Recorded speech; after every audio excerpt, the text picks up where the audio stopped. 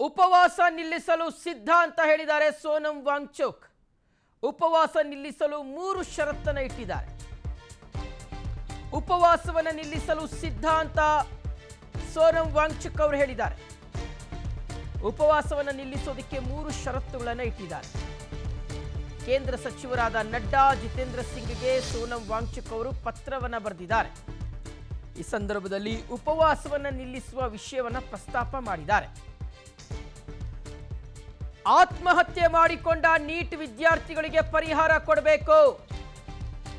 ಸಂಸತ್ನಲ್ಲಿ ನೀಟ್ ಆಕ್ರಮಣದ ಕುರಿತ ಸಮಗ್ರ ತನಿಖೆ ಆಗಬೇಕು, ಚರ್ಚೆ ಆಗಬೇಕು. ಕೇಂದ್ರ ಶಿಕ್ಷಣ ಸಚಿವ ಧರ್ಮೇಂದ್ರ ಪ್ರಧಾನ್ ಅವರು ರಾಜೀನಾಮೆ ಕೊಡಬೇಕು.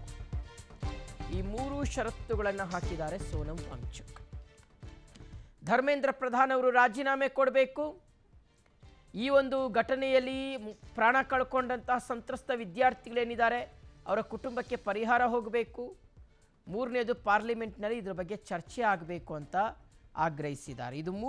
ಇದು ಮೂರಕ್ಕೂ ಒಪ್ಕೊಂಡ್ರೆ ಕೇಂದ್ರ ಸರ್ಕಾರ ತಾನು ಉಪವಾಸ ಸತ್ಯಾಗ್ರಹವನ್ನು ನಿಲ್ಲಿಸ್ತೀನಿ ಅಂತ ಕೇಂದ್ರ ಮಂತ್ರಿಗಳಿಗೆ ಇಬ್ಬರಿಗೆ ಪತ್ರದ ಮುಖೇನ ತಿಳಿಸಿದ್ದಾರೆ.